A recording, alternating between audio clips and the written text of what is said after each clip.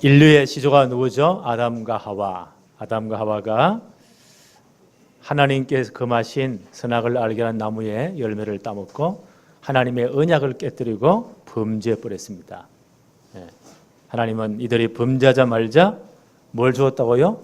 구원의 길을 제시해 주었어요. 구원받는 길을. 그게 뭡니까? 창세기 3장 15절입니다. 그래서 원죄와 상관없는 여자의 후손으로 그리스도, 이 문제를 해결할 그리스도를 보낼 것이다. 메시아를 보낼 것이다. 그가 오시면 너희를 넘어뜨렸던 사단의 머리를 박살낼 것이다. 이게 창세기 3장 15절이에요. 이걸 신학적으로 원복음이다. 처음 주신 복음이라고 하래요. 원복음이라고 해요. 하나님은 처음부터 인간이 범죄하자 말자 복음부터 선포했습니다. 여기에서 하나님은 처음부터 누구를요? 사단의 머리를 박살낼 것이다. 여자의 후손을 통해서 이게 선포되었단 말이에요. 사단은 처음부터 그리스도에 의해서 완전히 박살날 것이 선포됩니다. 그러니까 사단이 뭘 방해하겠어요? 끊임없이 여자의 후손으로 오실 그리스도 오시는 이 계보를 끊으려고. 여자의 후손으로 오시면 큰일 나잖아요. 이걸 끊으려고 발악을 하는 겁니다. 그게 성경 역사입니다. 하나님은 어떻게 하십니까? 어떤 상황에도 관계없이 하나님 이 계보를, 여자의 후손의 계보를, 메시아 족보를 이어가게 하십니다. 그리고 그리스도는 오셨습니다. 그리고 십자가에서 복음이 완성되었습니다. 그리고 이 복음은 땅 끝까지 모든 족속에게 증거되어야 말 것입니다. 그렇죠? 그리고 이 땅은 끝나는 거예요. 이걸 뭐라고 한다고요? 하나님의 구원 역사, 구속사라고 합니다. 하나님의 구원 역사는 지금도 진행되고 있거든요. 첫째로 끊어질 수 없는 여자의 후손. 메시아 계보는 절대로 이어져야 돼요. 끊어질 수가 없습니다. 창세기 4장에 어떤 사건이 나오죠? 최초의 인류의 조상이었던 아담과 하와, 아들 둘을 낳았죠. 가인과 아벨. 가인은 농사짓는 자였고 아벨은 양을 키우는 목축을 했다. 하나님께 이제 제사 예배를 드렸단 말이에요. 가인은 뭘래요? 그 곡식으로. 아벨은 양과 그 기름으로 피제사를 드렸다. 하나님 누구 제사를 받으시죠? 아벨의 제사를, 아벨과 그 제사를 연락하셨지만 가인의 제물은 받지 아니했다. 이러니까 가인이 막 열이 받친 겁니다. 히브리 11장에 보니까 분명히 답을 주고 있어요. 아벨은 믿음으로 예배를 드렸다. 예물이 그를 증거한다. 창세기 3장 이후에 하나님께 나가기 위해서는 반드시 피제사가 필요해요.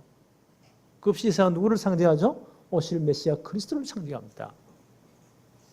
예수 이름 의지하지 않고는, 예수의 피공 의지하지 않고는 절대 하나님께 나갈 길이 없어요. 아마 그 아버지로부터 이 원복음과 창세기 3장 21절 피제사를요 둘 다 들었겠죠. 근데 가인은 그 하나님의 법을 따르지 않습니다. 지멋대로. 물론 정성을 다했겠죠. 하나님 안 받으시는 거예요. 아벨의 제사와 그 제물을 받으십니다. 우리가 여기서 중요한 키가 있어요. 이 자기가 자문하고 예배에 실패했잖아요. 가인이. 그 동생의 제사를 하나님 받으시고 자기 제사를 안 받았단 말이에요. 열이 다 받친 거예요. 어느 정도냐? 성경에 보니까 안색이 변할 정도로. 이래가지고 나중에 어떻게 됩니까? 동생을 미워하게 됩니다. 이래가지고 들판에 있을 때, 둘이 있을 때는 동생을 돌려 쳐 죽여버립니다. 사람이 이렇게 악할 수가 있어요. 예배에 실패하면요, 남는 게 악밖에 안 남는 것 같아요. 그 예배에 승리해야 돼요. 네.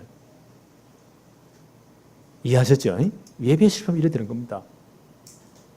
예배에 실패한 가인의 영적 상태를 한번 보세요. 그래서 하나님은 어떻게 하십니까?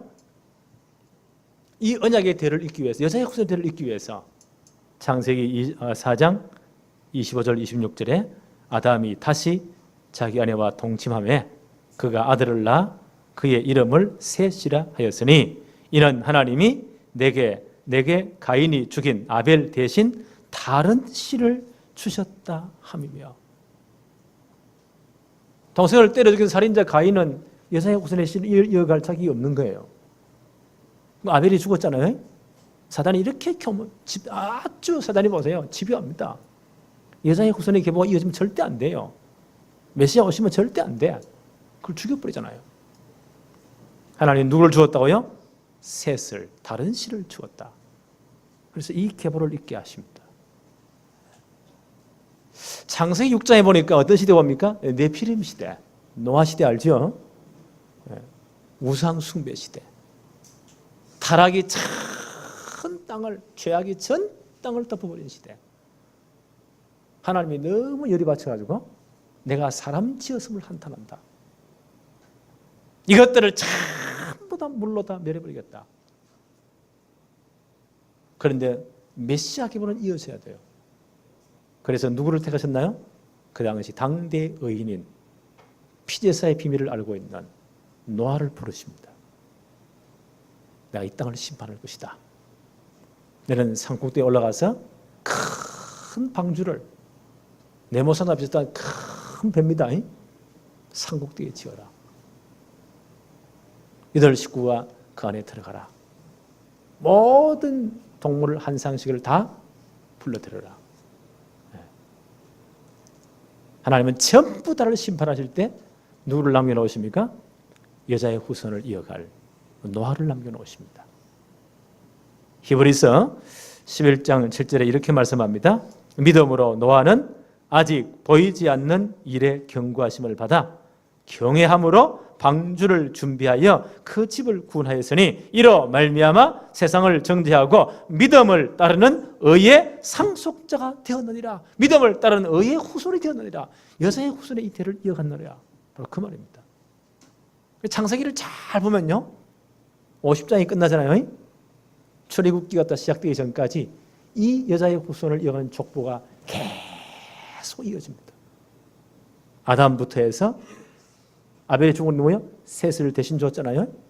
전부 다를 멸할 때 노아를 하나님 살렸잖아요.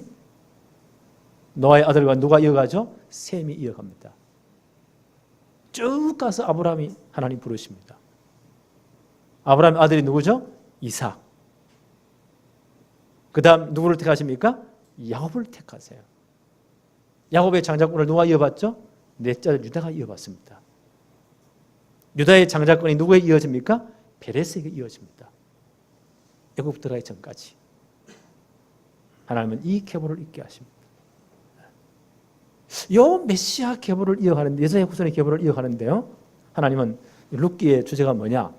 기업 물을 자의 이 법을 이용해서, 기업 물을 자 이 제도를 이용해서 하나님은 이 여자의 후손 메시아 계보를 잇게 하십니다. 이 믿음을 가진 사람을 사용해서 이 제도를 이용해가지고 하나님 이 계보를 이어가시는 거예요. 이때 어느 시대였다고요? 사사시대. 영적으로 완전 타락한 시대에도 하나님은 이런 믿음의 사람을 준비하시고 이 기업물을 짜는 중요한 제도를 준비해서 하나님의 구속 사역을 진행하신 겁니다. 하나님의 열심히 일을 이루신 거예요. 여기에 이분들이 쓰임받은 겁니다. 이해하시겠어요? 룻기는 그 내용입니다. 이런 하나님의 이 구속사의 관점에 보지 않으면요, 룻기는 이상하게 이스라엘판 뭐 한다고요? 심청전이 되어버려요. 그러면 큰일 나요. 두 번째, 이 기업물을 짜의 축복이 얼마나 큰 건데 이 권리를 포기한 사람이 있습니다. 참 불행하죠. 그런데 이 권리를 제대로 이해하고 자원한 사람이 있어요. 그분이 보아스예요. 하나님이 보아스를 통해서 여자의 후손의 계보를, 메시아 족보를 이어가게 하십니다. 자, 본문을 돌아옵시다. 룻기 4장 1절 2절을 볼까요? 보아스가 성문으로 올라가서 거기 앉아 있더니, 이제 보아스가 룻에게 약조했잖아요. 맹세했잖아요. 내가 기업 물을 때 이 의무를 이행하겠다. 나보다 더 가까운 친족이 있다. 그가 물으려면 좋으니와 그가 포기하면 내가 반드시 이 기업물로적 책임을 이해하기 또 약조했잖아요. 그 일을 지금 진행하는 겁니다. 4장 1절에 룻기 4장 1절에 보아스가 성문으로 올라가서 거기 앉아있더니 마침 보아스가 말하던 기업 물을 자가 지나가는지라. 하나님 이렇게 딱 타임을 맞춥니다. 보아스가 그에게 이르되 아무개여 이리로 와서 앉으라. 이 양반이 너무너무 부끄러운 사람이니까 믿음 없는 사람이 성경 이름도 안 밝혀요. 아무개여 이리로 와서 앉으라 하니 그가 와서 앉으매 2절에 보아스가 그 성읍 장로 10명을 청하여 이르되 당신들은 여기 앉으라 하니 그들이 앉으매. 그 당시 성문은 여러 가지 이제 재판도 하고 그런 이제 역할을 해요. 장로님들 10분을 재판을 하기 위해서는 가장 이제 만족한 숫자가 10명이라고 해요. 그분들 다 초청합니다. 3절에 보아스가 그 기업 물을 자에게 이르되 모압 지방에서 돌아온 나오미가 우리 형제 엘리멜렉의 소유지를 팔려 함으로 10년 전에 모압을 도망갈 때 다 팔아먹고 갔겠죠. 이미 다 팔아버렸다. 그래서 이 이스라엘 법에는 이런 법이 있어요. 휘년 제도라고 해서 7해가 지나면 뭐요? 7번째를 안식년이라 하죠. 그때는 토지도 쉬고 다 쉬어요. 하나님의 법은 그예요. 안식년이 옵니다. 그때는 토지도 다 쉬어요. 그걸 7번 지나가면 7, 7이 49. 그 다음에 50년째를 희년이라고 해요. 기쁠 희자 희년자 가장 기쁜 날. 그날은 어떤 날인가 하면은 이스라엘의 모든 경제, 사회, 정치 모든 면에서 자유를 선포, 프리 자유를 선포해요. 예를 들어 봅시다. 만약 내가 너무 빚을 많이 져가지고 빚을 갚아야 돼. 돈이 없으면 지 몸 팔아가지고 종으로 팔아가 갚아야 돼요. 이스라엘 사람이 종으로 팔려갔단 말이에요. 그럼 50년째 어떻게 한다고요? 그 사람을 자유시켜줘야 돼요. 집을 돌려보내야 돼요. 또 만약에 땅을 팔아먹었다. 땅은 누구의 것이라고요? 하나님의 것입니다. 엄밀히 말하면 성경의 법에 의하면 땅 투기하면 안 돼요. 하나님은 가장 중요한 하나님의 것으로 다 하나님의 것이에요. 우리 공짜로 준 거예요. 물도 하나님의 것이잖아요. 하나님 공짜로 줬잖아요. 진짜 필요한 하나님이요. 다 공짜로 주신 거예요. 공기도 누가 사 먹습니까? 공짜로 다 없으면 죽잖아요. 땅도 하나님의 거예요. 그리고 가나안 들어갈 때 여호수아에 의해서 12지파의 땅이 분배되지요. 각 반열에 따라서 땅이 분배돼요. 영원히 그 지파의 그 가문의 땅이에요. 거기서 모든 삶을 유지해요. 근데 사람이 살다 보니까 뭐 이런저런 일이 생기잖아요. 그래서 땅을 내가 팔아먹었단 말이에요. 그러면 어떻게 하느냐? 50년이 딱 지나면 모든 걸 원상태로 돌려야 돼요. 원래 그 기업을 받은 그 가문에 다 돌아가는 거예요. 그때 모든 종도 자유하면 되고 이스라엘 나라 전체가 원래대로요 평균이 딱 돼버립니다. 하나님의 법이에요. 요대로 만들면 세상이 진짜 좋겠지요. 그러면 뭐 돈 때문에 자살한 놈도 없고 지금 별의별 사건이 다 터지잖아요. 하나님의 법이 깨어지니까 문제 오는 겁니다. 이 잘못된 자본주의의 맹점이에요. 이 땅에서 이게 진짜 실현되느냐? 안 됩니다. 왜요? 우리는 창세기 3장 저절에 있기 때문에. 그게 이제 희년법입니다. 그럼 희년이 된, 그럼 뭐 만약에 40년 전에 팔아먹었다. 40년 뒤에 희년이 왔단 말이에요. 그럼 어떻게 하느냐? 5분의 4가 지나갔잖아요. 그럼 원래 주인은, 원래 땅을 가진 사람은 5분의 1 값만 주고 그 땅을 자기 것으로 찾아오는 겁니다. 그게 희년제도입니다. 이해하시겠어요? 네. 이것은 장차 영적 희년을 선포하실 그리스도를 예표하는 제도예요. 주님 오셔서 모든 억눌림을 다 꺾어버렸잖아요. 그렇죠? 모든 죄와 저주에서 우리를 해방해버렸잖아요. 영적 희년을 선포하실 그리스도에 대한 예표입니다.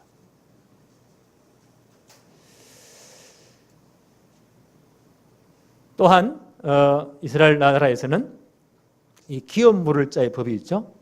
레위기 25장에 쭉 나옵니다. 만약 내가 우리 조상으로부터 물려받은 땅을 간직 못해서 팔아먹었다. 그러면 첫째 방법이 뭐죠? 내가 열심히 일해가지고 돈 벌어가지고 다시 사와야 돼요. 내 자식들에게 이 땅은 물려줘야 돼요. 이 가문의 땅이니까. 그게 삶의 근거니까. 만약 내가 능력이 없다. 그래서 기업 물을 자의 법이 있는 거예요. 내 동생이나 사촌이나 가장 가까운 근접권에 부유한 사람이 있다. 그분이 대신 사줘야 돼요. 10년 지나갔다. 그러면 원값의 5분의 4를 주고, 그렇죠? 사가지고 내게 물려줘야 돼요. 그게 토지의 기업 물을 자의 법입니다. 이스라엘의 법으로 지정되었어요. 만약 우리 친척도 전혀 없다, 아무도 없다. 이 사람들이 자기 기업 손에 대고 나는 아무도 못한다 하고 오리발 내민다. 그럼 나는 어떻게 되죠? 50년 기다려야 돼. 그래 그 땅이 돌아오는 거예요. 그게 희년 제도와 토지의 기업 물을 때 제도입니다. 이해하셨죠? 예. 우리 교회가 굉장히 성경 수준이 높아요 지금요. 이걸 이해했으니까. 자, 이 법을 가지고 이제 이 아무개한테 보아스가 말을 하는 겁니다. 룻기 4장 4절 봅시다. 내가 여기 앉은 이들과 내 백성의 장로들 앞에서 그것을 사라고, 나오미의 가정이 다 팔아먹고 이제 애굽으로 모압으로 도망갔잖아요. 그 땅을 사라고 내가 내게 말하여 알게 하려 하였노라. 만일 내가 물으려니와 만일 내가 물으지 아니하면 내게 고하여 알게 하라. 내 다음은 나요 그 외에는 물을 자가 없느니라 하니.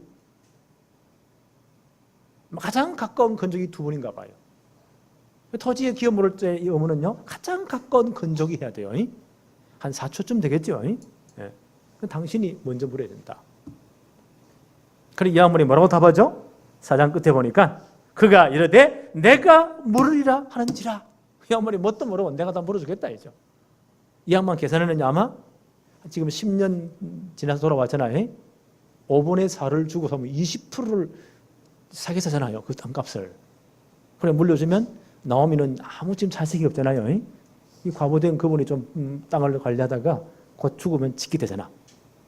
그래 엄청난 이익이잖아요. 이걸 계산하고요. 내가 모르겠다. 이래 딱 나오는 거예요. 그 다음 보세요. 룻기 4장 5절. 보아스가 이르되 내가 나오미의 손에서 그 밭을 사는 날에 곧 죽은 자의 아내 모압 여인 룻에게서 사서 그 죽은 자의 기업을 그의 이름으로 세워야 할지니라 하니. 보아스가 더 이제 자세한 설명합니다. 그러면 좋다. 그 재산 다 땅 사가지고 그리고 나오미 대신 룻을 생명의 기업 물을 자로 아내로 맞이해가지고 첫 아들을 낳으면 그 아들을요 그 가문의 호적에 입양하고 재산 산 것 전부 다 네가 돈 주고 산 것 그 아들의 이름으로 다 물려줘야 된다. 이래도 하겠느냐. 우리 이 양반 엄청 손해보잖아. 자기 돈 다 나가야지. 그렇잖아요. 아들 낳아도 제 아들 안 되지? 입양해야 되지. 이분이 막 가슴이 들썩한 거예요. 그 다음 봅시다.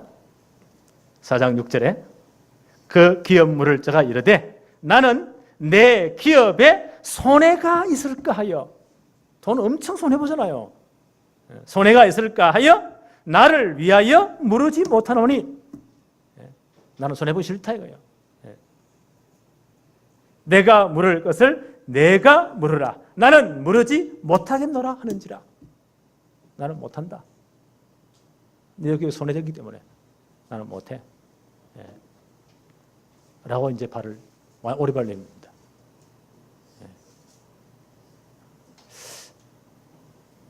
룻기 4장 7절 8절 한번 보세요. 옛적 이스라엘 중에는 모든 것을 물으거나 교환하는 일을 확증하기 위하여 사람이 그의 신을 벗어 그 이웃에게 주더라. 이것이 이스라엘 중에 증명하는 전례가 된지라. 이에 그 기업 물을 자가 보아스에게 이르되 내가 너를 위하여 살아하고 그 신을 벗는지라. 지난번 공부했죠. 신명기 25장에 나오는 사건입니다. 생명의 기업 물을 자에 대해서 하나님 설명하시면서 두 형제가 살고 있는데 다시 한번 복습합시다. 예를 들어 형이 장가 들어가지고 아들이 없이 후사가 없이 그 가문의 대를 이을 후사가 없이 죽어버렸단 말이에요. 이거는 하나님이 큰 이거는 저주를 여겼어요. 가문이 대가 낀다. 하나님이 저주를 여겼어요. 그 시대에는. 그럼 어떻게 해야 돼요? 그 동생 되는 자가 형수를 취해서 아들을 낳으면 그 첫 아들을 누구의 호적이에요? 형님의 호적에 입양해서 그 대를 잇게 만들어야 돼요. 여기에 생명의 기업 물을 짜요. 만 형님이 여러 사람이 모자라가지고 아버지 물려 땅도 팔아먹었다. 다 휘년법에 의해 사가지고 다 물려줘야 돼요. 거기에 기업 물을 짜요. 생명의 기업 물을 짜요. 땅의 기업 물을 짜요. 이걸 감당해야 돼요. 동생이 생각하니까 열받치거든. 내가 왜 해야 되냐. 엄청 손해인데 나는 못해. 죽어도 못해. 그럼 어떡합니까? 형수는 그럼 맥살을 잡고 가자. 이래가지고요. 성문에 가서 장로들을 다 모아놓고 재판을 받는 거예요. 그들이 묻습니다. 진짜냐? 네가 죽어도 못하겠냐? 나는 못합니다. 그때 형수는 어떻게 한다고요? 그놈 얼굴에 침을 뱉고 그놈 신백 끼우고 전 동네 다 앓는 거예요. 신백근자의 집이다. 완전 이건요 사람 같지 않는 놈이다. 라고 해서 창피를 줘라. 그때부터 그 동생의 가문은 뭐 한다고요? 신복기운 자의 집이라. 저 완전 대먹지 않은 우리말하면 상놈의 집안이란 말이에요. 이래서 창피를 주라. 그런 법이 있어요. 그런데 이 양반의 아무개가 어떡합니까? 나는 못해. 내 기업에 엄청난 손해잖아. 죽어도 못해. 신발 벗으면서 네가 다 차지해라. 라고 신복을 튀어버립니다. 권리를 포기해버립니다. 그 다음은 누가 이제 감당해야 돼요? 보아스가 약조한 대로 자신이 감당해야 돼요. 그래서 뭐라고 말합니까? 9절 10절 한번 봅시다. 9절에 보아스가 장로들과 모든 백성에게 이르되 내가 엘리멜렉과 기련과 마론에게 있던 모든 것을 나옴의 손에서 산 이래 너희가 오늘 정인이 되었고 내가 기업물의 사명을 감당하겠다는 거예요. 땅의 기업물을 자의 사명과 생명의 기업물의 사명을 감당하겠다는 거예요. 10절에 또 말론의 아내 모압 여인 룻을 사서 나의 아내로 맞이하고 원래는 나오미가 들어와야 돼요. 그 나오미 시험은 너무 이제 나이가 많잖아요. 안 되니까 또 바꾸는 겁니다. 이래서 들어가는 거예요. 또 말론의 아내 모압 여인 룻을 사서 나의 아내로 맞이하고 그 죽은 자의 기업을 그의 이름으로 세워 그의 이름이 그 형제 중과 그곳 성문에 끊어지지 아니하게 하미 너희가 오늘 정인이 되었느니라 하니 내가 땅과 생명의 기업물의 사명을 내가 다 감당하겠다. 오늘 너희가 정인이 되었다. 보아스가 자신이 기업물을 자의 사명 감당하겠다고 전 이제 장로들 앞에요 이제 공포합니다. 이 보아스는 누구를 예표하는 인물이라고요? 우리의 영원한 기업물 대신 그리스도를 예표하는 인물입니다. 구약에 보세요. 율법의 제도를 아무리 잘 세워 놓아도요 이게 잘 실천이 안 돼요. 왜? 우리 자체가 창세기 3년 저주있기 때문에. 그렇죠? 이 땅은 그런 땅이에요. 이 땅은 완벽이 없습니다. 그걸 인정해야 돼요. 완벽이 없어요. 아무리 잘 세워놔도. 지금 세월호 사건이 왜 보세요? 어제 심야 토론 보니까 교수님도 나가서 국가 안전처를 어떻게 할 것이냐. 감론 얼마나 똑똑하신지. 내가 1시간 들어서 내 머리가 띵하더라고요. 새벽 1시까지. 내가 얼마나 똑똑하신지 이래저래 특임 장관부터 전부 나와가지고 얼마나 이래저래 된단 말이에요. 내가 아무리 세워봐라. 제대로 되냐? 그 사람이 변해야지. 야, 이 사람들아 복음이 아니면 그게 변화되겠냐, 그거. 이 땅은 그렇습니다. 율법을 아무리 세워놔도요, 안 돼요. 우리 육신이 약하기 때문에. 그래서 로마서 8장 3절에 율법이 육신으로 말미암아 연약하여 할 수 없는 그것을 누가 하신다고요? 하나님은 하시나니. 하나님이 하셔야 돼요. 그래서 영원한 우리의 기업 물을 자로 우리를 죄와 사망의 권세에서 완전히 해방시키기 위해서, 그렇죠? 영원한 생명을 주시고 하나님 자녀의 모든 권세를 회복하기 위해서 이 기업 물을 자로 예수 그리스도를 보내신 겁니다. 하나님이 하신 거예요. 그래서 기업 물을 자라면 반드시요 우리와 같은 꼭 같은 우리의 친족, 형제가 돼야 돼요. 가장 가까운 친척이 되는 형제가 돼야 돼요. 히브리서 2장 11절에 거룩하게 하신 이와 거룩하게 함을 입은 자들이 다 한 근원에서 난지라. 그러므로 형제라 부르시기를 부끄러워하지 아니하셨다. 예수님께서 하나님이신 그분이 말씀으로 하나님과 함께 있었던 바로 그 하나님이 우리를 형제라고 칭해 준 겁니다. 부르기를 부끄러워 아니하셨다. 이건 놀라운 사건이에요. 그분이 우리의 기업을 되기 위해서는 우리 형제라 불러줘야 돼요. 히브리 2장 14절에 자녀들은 혈과 육에 속하였음에 그도 또한 같은 모양으로 혈과 육을 함께 지니시면, 그래서 하나님의 그분이 우리와 꼭 같은 인간의 모습으로 오셔야 돼요. 그래야 기업을 사명 감당하기 때문에.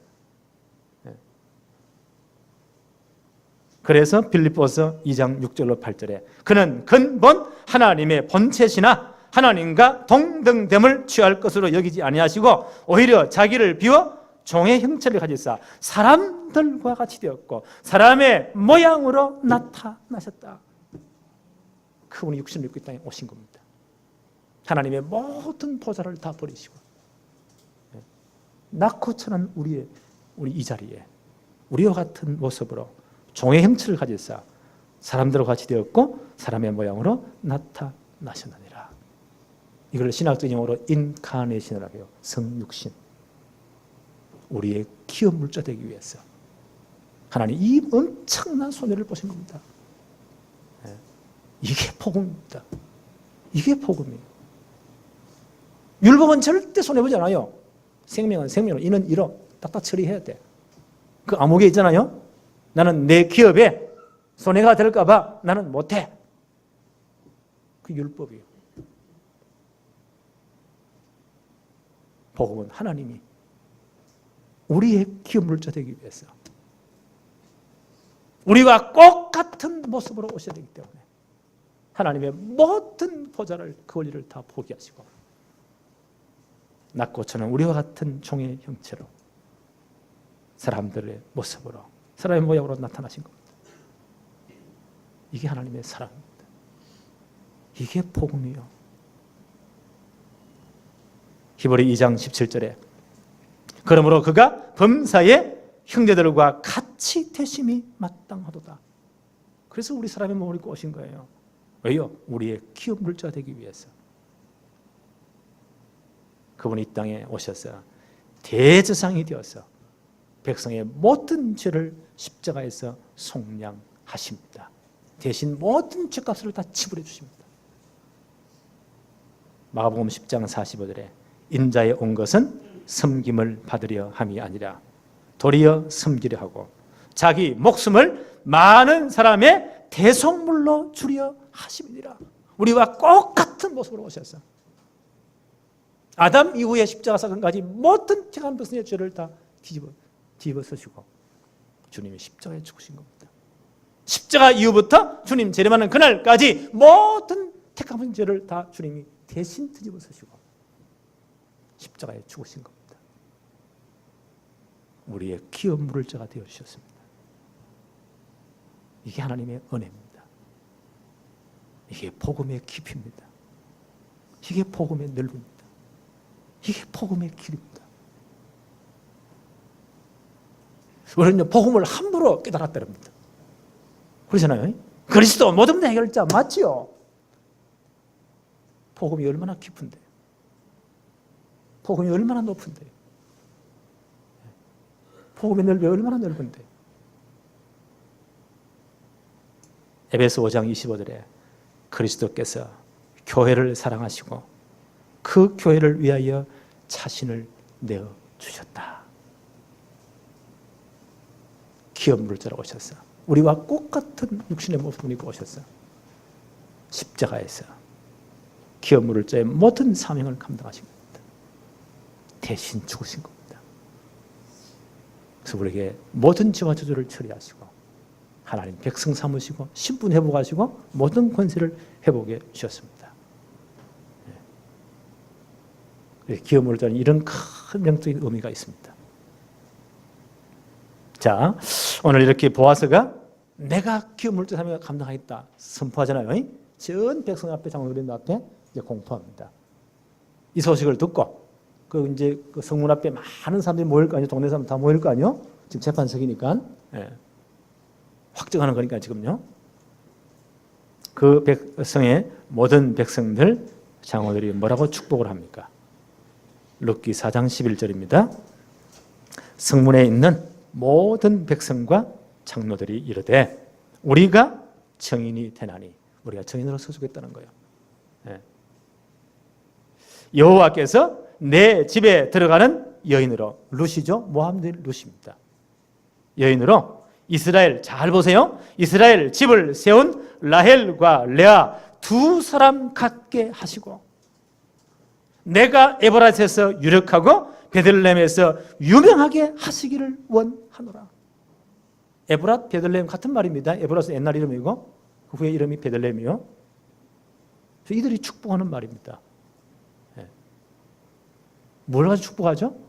야곱의 두 분 부인이 누구죠? 정식 부인이 레아와 라헬입니다. 그렇죠? 이 두 분을 통해서요 12아들이 물론 그 몸종도 다 포함되지만 12아들이 탄생하는 거예요. 그래서 이스라엘 12지파가 형성됩니다. 그 12지파를 하나님이 애굽으로 데려가죠. 큰 민족이 이루잖아요. 이스라엘 민족의 어머니가 누구라고요? 레아와 라헬입니다. 이걸 가지고 지금 축복하는 거예요. 그 이스라엘 민족 유대인을 통해서 메시아가 오시잖아요. 이 엄청난 축복이에요. 지금 이 장로님들과 백성들이 축복하는 게 최고 축복을 하는 겁니다. 지금요. 보아스의 가정 기업물을 자의 의무를 이행해서 룻을 받아들이잖아요. 엄청난 자기로서 손해요. 근데 그걸 놓고요 이분들이 어마어마한 축복을 합니다. 다시 한번 더 볼까요? 11절에 보니까 내 집에 들어가는 여인으로 이스라엘 집을 세운 라헬과 레아 두 사람 같게 하시고 내가 에브라스에서 유력하고 베들레헴에서 유명하게 하시기를 원한다. 이 어떤 축복입니까? 네 가문이 이스라엘 민족을 형성한 그 가문의 축복받기 원한다. 그거는 메시아 기부와 이어지는 축복입니다. 내가 에브라스에서 유력하고 베들레헴에서 유명하게 되기를 원한다. 이스라엘을 세운 가장 유력한 자, 유명한 자 그리스도가 이 가문에서 탄생합니다. 그렇죠? 지금 전 세계가 그리스도 이름 모르는 사람이 없잖아요. 올해가 몇 년이죠? AD 2014년. 이 기준이 뭘가 기준합니까? 그리스도 오신 연수를 기준해서 예수 그리스도 오신 그 이후에 2014년째란 말이에요. 이 연대를 다 사용하고 있어요. 나는 하나님 안 믿어. 그런 놈도 할 수 없어. 연대 사용해야 돼. 그렇죠. 유명하고 유력하게 되기를 원하노라. 이 이스라엘을 세운 우리의 구원자 되신 가장 유력한 자, 유명한 자 그리스도가 이 가문에서 탄생합니다. 그 가문을 통해서. 최고 축복이잖아요. 또 뭐라고 축복합니까? 12절 한번 보세요. 여호와께서 이 젊은 여자로 말미암아 내게 상속자를 주사 내 집이 그 다음 잘 보세요. 다말이 유다에게서 낳아준 베레스의 집과 같게 하시기를 원하노라 하니라. 이건 놀라운 축복입니다. 우리 문화로는 이해가 안 되지만요. 이분들이 그 문화에서 최고의 축복이요. 이게 창세기 지난번에 말씀드렸죠. 창세기 38장 사건입니다. 야곱의 장자권이 누구에 이어진다고요? 넷째 아들 유다에게 이어져요. 유다가 제대로 이제 언약 부조가 되는데요. 그 결혼을 어떻게 합니까? 가나안 여자를 부인으로 맞아들여요. 그 믿음이 전혀 없겠죠. 세 아들을 낳죠. 아들 세 아들 이름이 뭡니까? 첫째 아들이 엘, 두 번째 분이 오난, 셋째가 누굽니까? 셀라. 첫째 아들이 장가를 가서요. 그 자부가 누구라고요? 며느리가 누구라고요? 다말. 아주 믿음이 있는 분이에요.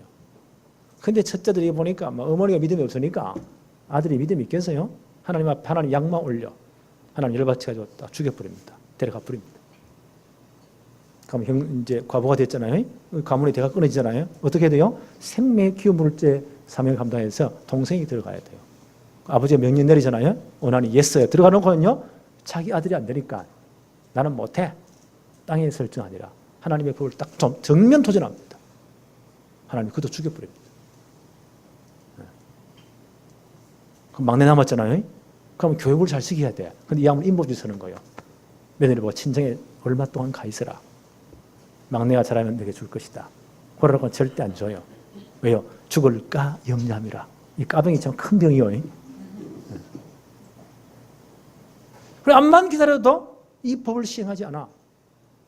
그 며느리 다말이 우리 말로 하면 열이 딱 받친 거예요. 좋다. 그럼 마지막에 가면 뭘 하요? 상식으로 안 되면 법으로 해야 돼. 그렇죠? 마지막에 우리가 하는 말이 있잖아. 법대로 하자 그러면 마지막 판단이 법이요. 이 양반이 좋다 그러면 법대로 하자. 그래 나오면 갈 수 없어요. 그래 이 양반이 아주 지혜를 씁니다. 그 당시 이스라엘 이 목축업이 주업이잖아요. 양털을 깎을 때 큰 수확입니다. 우리가 추수하는 것 같아요. 양털을 깎아서 시아버지가 우리 집에 왔단 말이에요. 그 양털 깎고 나서 여러 가지 이제 잔치도 하겠죠. 이렇게 기분이 좋을 때 이 양반이 변장을 딱 하고 성문 곁에 창례 복장을 하고 딱 앉아 있는 겁니다. 우리말로 시아버지를 꼬신 거죠. 이 양반 오다 보니 기분 좋겠다니까요. 내가 네 들어가야겠다. 뭘 주겠냐? 염도새끼 한 마리 주겠다. 그럼 약조물을 내라. 그 도장과 끈과 지팡이. 도장은 인감 도장이겠죠. 그때 지팡이는 가장을 상징하는 지팡이입니다. 예. 그걸 약조물로 들어갑니다. 하나님 잉태케 합니다. 이 며느리가 자기 이제 친정에 와서는요, 그 옷을 다 벗어버리고 과부의 의복을 다시 입습니다. 석 달쯤 뒤에 이분이 소문을 낸 것 같아. 지혜로운 분이니까요. 시아버지 귀에 들어가라고. 뭐라고 소문내죠? 내 며느리 다말이 행음하였고 그로 말미암아 잉태하였느니라. 배가 불러오기 시작한다는 거예요. 유다 이분이 얼마 화를 내가 불같이 화를 내가지고요. 우리 말하면 당장 그녀를 끊어다가 불살라고 죽이라고 그래요. 그때 이분이 끌려가면서 뭘 내놓죠? 도장과 끈과 지팡이를 내놔요. 요 임자로 말미암아 잉태하였나이다. 이것이 누구 겁니까? 누구 거라 자기 거지. 이때 유다가 모든 걸 다 알아차립니다. 만약 우리 문화 같으면요, 우리가 어떻게 말하죠? 아니 인연이 시아버지를 속이고 이래야 될 거 아니에요? 근데 그분이 놀라운 말을 합니다. 그는 나보다 옳도다. 그는 나보다 옳도다. 내 아들 내 막내를 그에게 주지 아니하였음이라. 자기가 법을 어긴 겁니다. 생명의 기후물질의 법을요, 자기가 먹은 거예요. 그 며느리는 법대로 시행하라는 거예요. 그럼 가장 아들로 하면 가장 가까운 친족이 누굽니까? 당신이 하라는 거예요. 책임 감당하시오. 그렇게 유다가 뭐라고 말하죠? 그는 나보다 옳도다. 내 아들을 세 달을 그에 주지 않았습니다. 하고 다시는 그를 가까이 아니하리라. 그래서 난 아들이 누구라고요? 베레스입니다. 애굽부터 가기 전까지 그 족보가 이렇게 이어지는 거예요. 아담부터 쫙 가가지고요. 어디까지요? 유다부터 유다까지 베레스까지. 예. 애굽부터 가기 전까지. 이 족보가 이어지는 겁니다. 예사의 후손의 족보입니다. 메시아의 족보입니다. 여기에 누가 서임받았다고요? 이방인 룻이 서임받은 거예요. 그래서 마태복음 1장에 보니까요, 예수님 족보에 자랑스럽게 이 여자분이 나오잖아요. 보아스는 룻을 통해서 이세를 낳았더라. 오벳을 낳았더라. 하나님의 구속사에 쓰임 받습니다.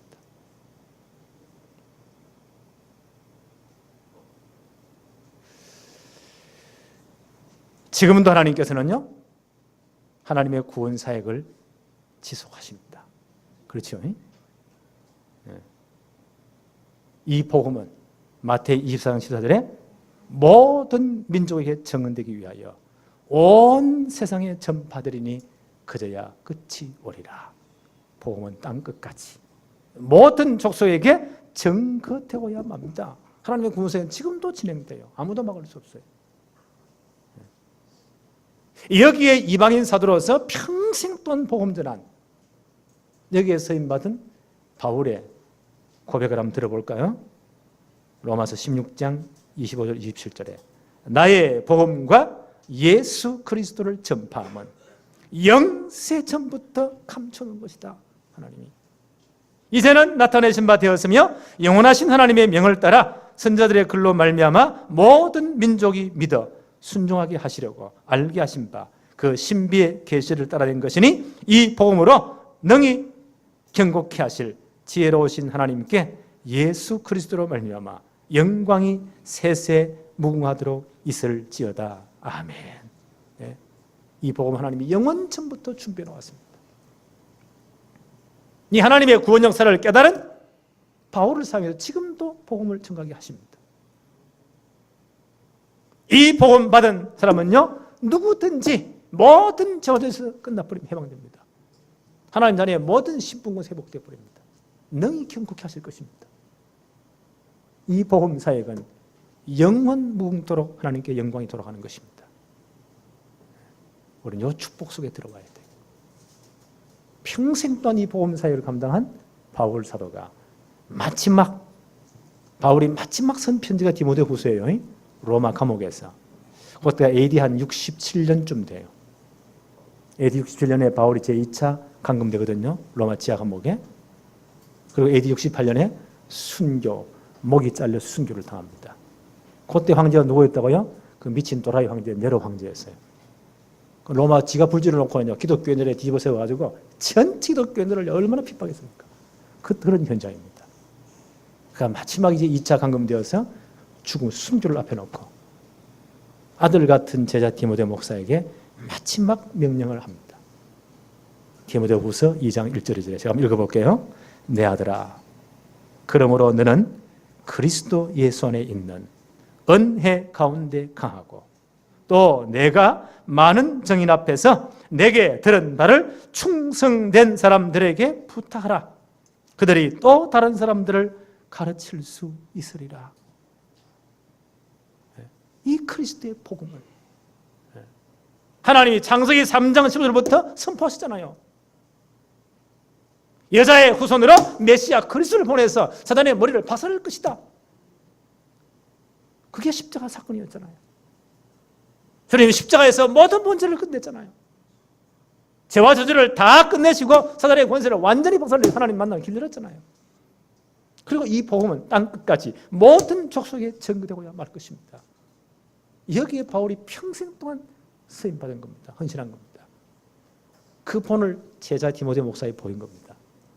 네가 많은 정인 앞에서 내게 들은 말을, 이 복음 전가하는 것을 충성된 사람들에게 가르쳐라, 부탁해라. 그가 또 다른 사람들을 가르칠 수 있으리라. 중요한 미션을 주었습니다. 너는 평생 이 사역 감당해라. 우리가 이 축복 속에 있어야 돼요.